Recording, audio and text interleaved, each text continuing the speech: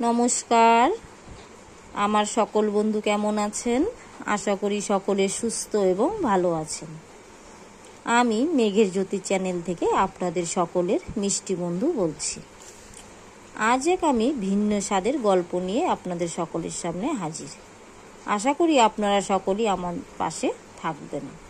আমার গল্পের নাম ডিঙ্গি নৌকোর ভুতুড়ে মাঝি, লেখক সুনীতি মুখোপাধ্যায়।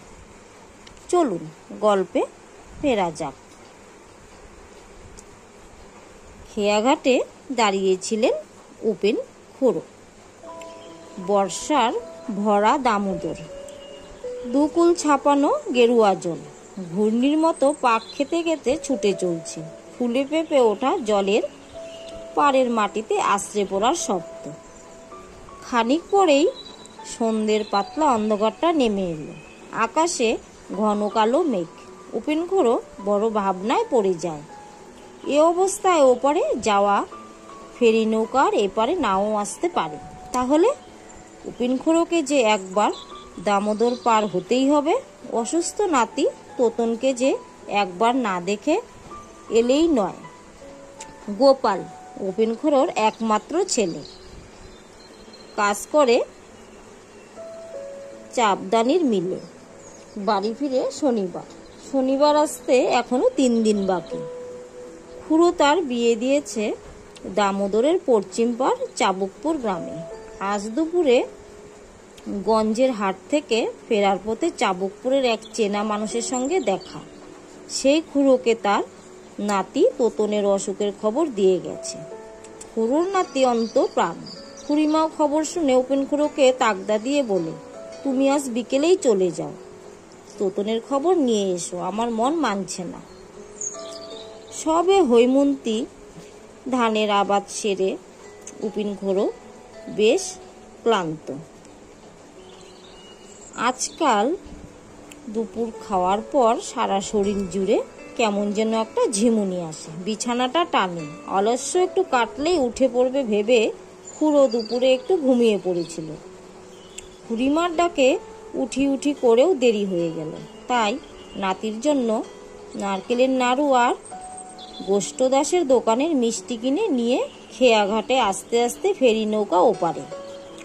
পশ্চিমের আকাশে কালো মেঘটাকে ছিঁড়ে ফাল ফাল করে দিয়ে বিদ্যুতের আলো ঘন ঘন ছুটে যায়। মেঘের গুরুগম্ভীর শব্দ। উপেন খুড়ো আকাশের মেজাজ চেনে, বুঝতে পারলো ওই মেঘটা বাতাসের তাড়া খেয়ে উঠে আসছে। অল্পক্ষণের মধ্যেই বৃষ্টি নামবে। খেয়া নৌকো আর এপারে আসবে না। না, আজ আর কোনো উপায় নেই, বাড়ি ফিরে যাওয়াই ভালো। কাল সকালে প্রথম খেয়ার দামোদর পার হয়ে রায়না বর্ধমান বাস ধরে চাবুকপুর যাবে। উপেন খুড়ো এইসব 7-5 ভাবছে। ঠিক এমন সময় একটা ডিঙ্গি নৌকা একেবারে ঘাটের কোলের কাছে হঠাৎ এসে হাজির। রোগা ছিপছিপে মাঝি খুড়োর দিকে ভাটা ভাটা চোখে মেলে বলে, তুমি তো মালুর শ্বশুর, চাবুকপুর যাও তো, চেপে বসো ডিঙ্গিতে, আমি ওখানেই ফিরব। উপেন খুড়ো হাতে চাঁদ পেল যেন, কোনো কথা না বলে চেপে বসলো ডিঙ্গিতে। মাঝিকে তাকে সে চিনল কি করে? তার পুত্রবধূর ডাক নাম যে মালু, মাঝি লোকটা জানলো কেমন করে?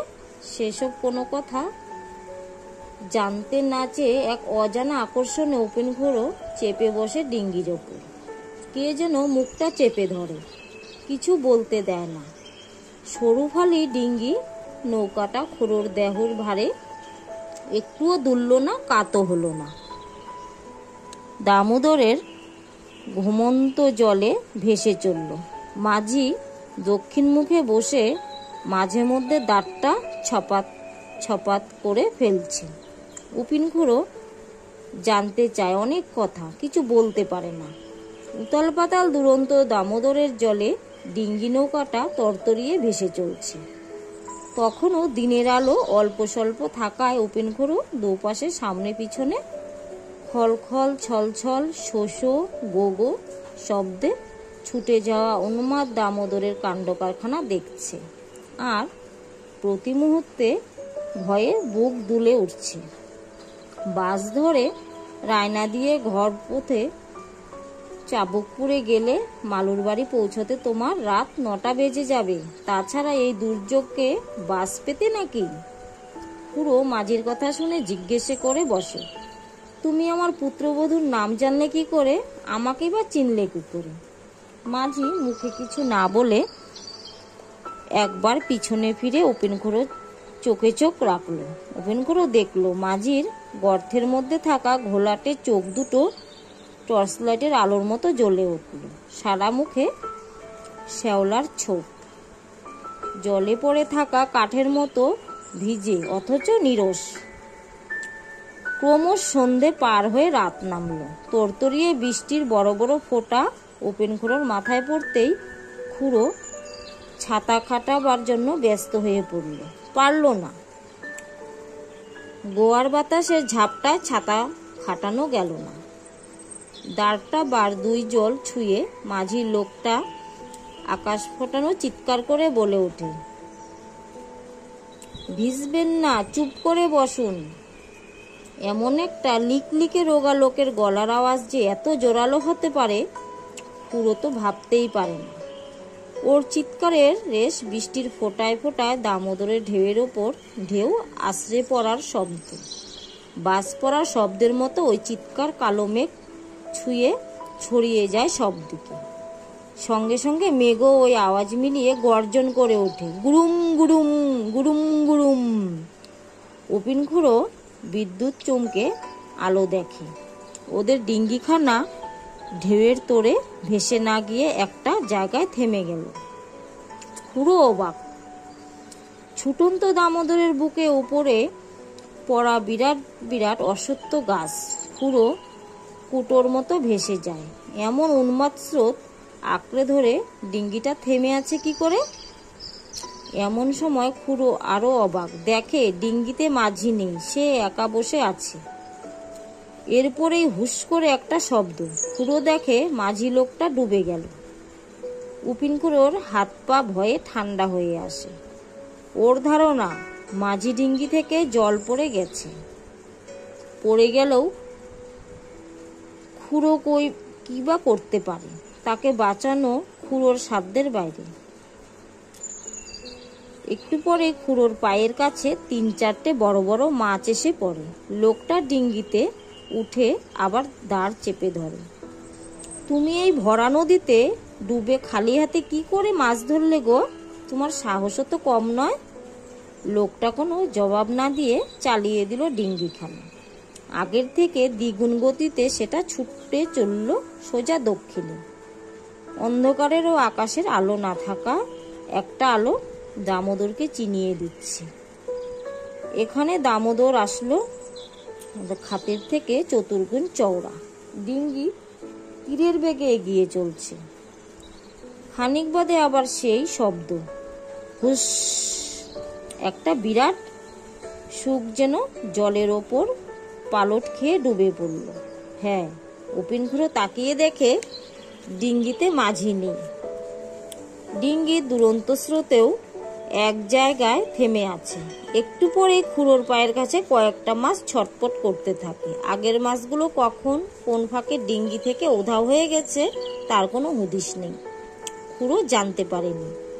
মাঝি আবার যথারীতি সামনে দক্ষিণ মুখে একটা জমাট অন্ধকারের মতো বসে আছে। মাছ ধরছি তো, অত আকাশ পাতাল ভাবছো কেন? মালুর বাড়ি মাছ নিয়ে যাবে না?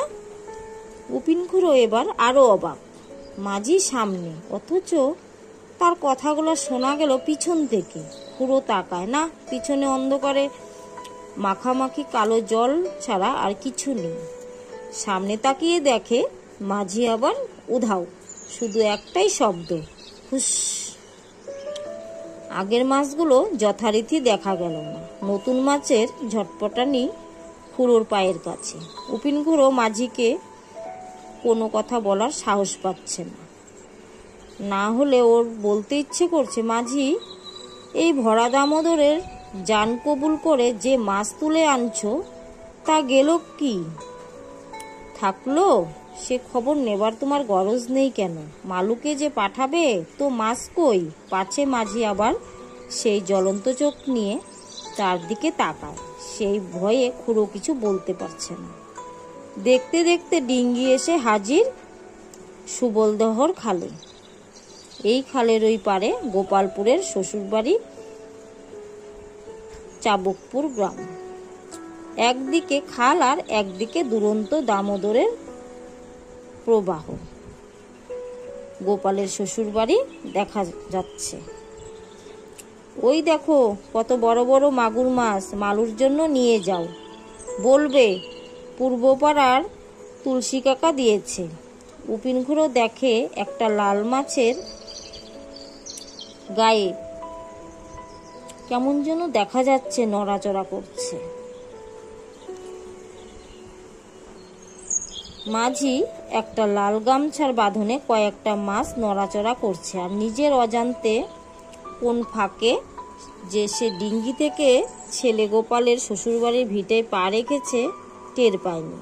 তোতন তার দাদুকে পেয়ে খুব খুশি। সে অসুস্থ হয়ে উঠেছে।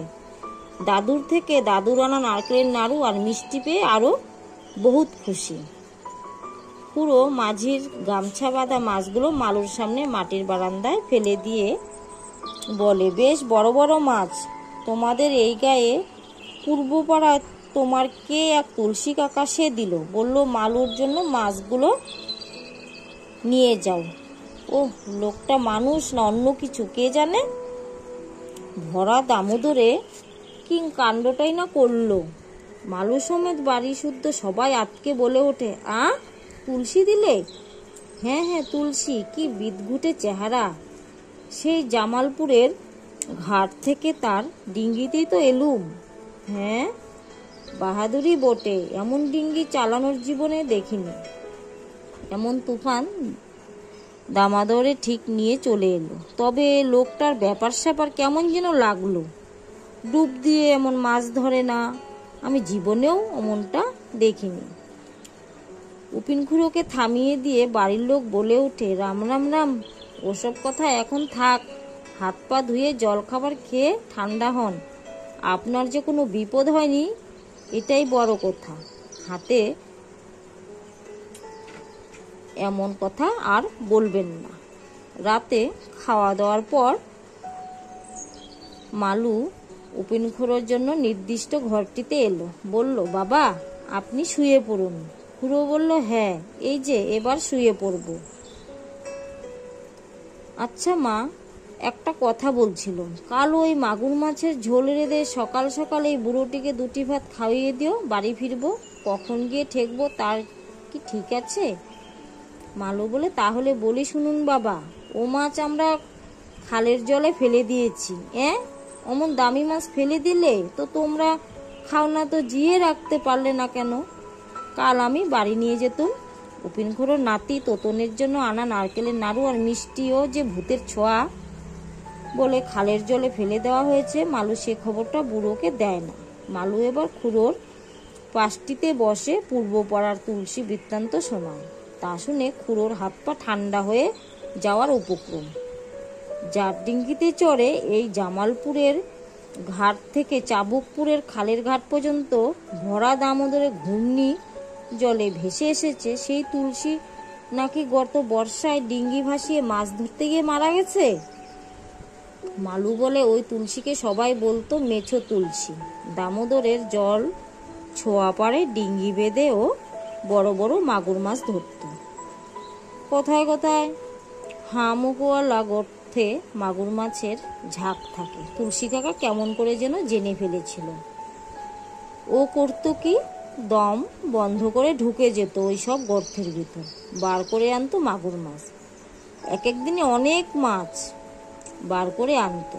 ওইসব জলে ভরা গর্তে থেকে হাটে বিক্রি হতো চড়া দামে, কিন্তু ওই মাছের নেশায় ডেকে আনলো সর্বনাশ। একদিন একটা গর্তের ভিতর ঢুকে বেরিয়ে আসার আগেই তুলসী কাকার নাকে দম ফুরিয়ে যায়, আর উঠতে পারে না। ফলে যা হবার তাই হলো, তুলসী কাকা দামোদরের জলের তলায় দম বন্ধ হয়ে মারা গেল।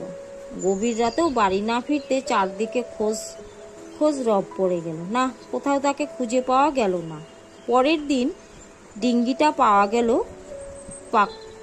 পাকই পরে শ্মশানের ঘাটে একটা শেওড়া গাছের সঙ্গে বাঁধা অবস্থায়। দুদিন পরে সে আর এক অবাক কাণ্ড, তুলসী কাকার দেহটা ভেসে এসে আটকালো আমাদের এই খালের ঘাটের পাশের একটা বাকাসরা গাছের ঝোপে। খবর পেয়ে পূর্বপাড়া থেকে তুলসী গাছ কাকার দাদা বৌদি ছেলে বউ কাঁদতে কাঁদতে দৌড়ে এলো। দেহটাকে তুলে দেখা গেল তুলসী কাকার কোমরের একটা লাল গামছায় বাঁধা কতগুলো মাগুর মাছ। সেগুলো একটাও তখনও মরেনি।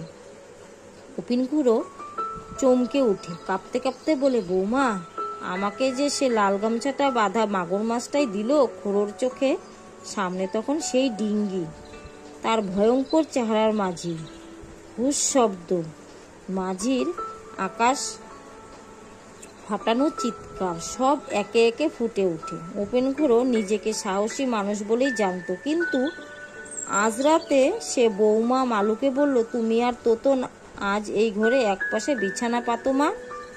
আমার যে প্রচণ্ড ভয় করছে। আমি যে প্রাণে বেঁচে এসেছি এটাই অনেক বড়। আমি আগামীকাল বাসেই যাব, আর ডিঙ্গিতে যাব না। এই বলে বৌমা, নাতি, শ্বশুর এক বিছানায় নিদ্রা যাপন করল। নমস্কার। আমার গল্পটা আমি এখানেই শেষ করছি। আপনারা ধৈর্য সহকারে পড়বেন এবং আমার পাশে থাকবেন, আর অবশ্যই একটি লাইক দেবেন।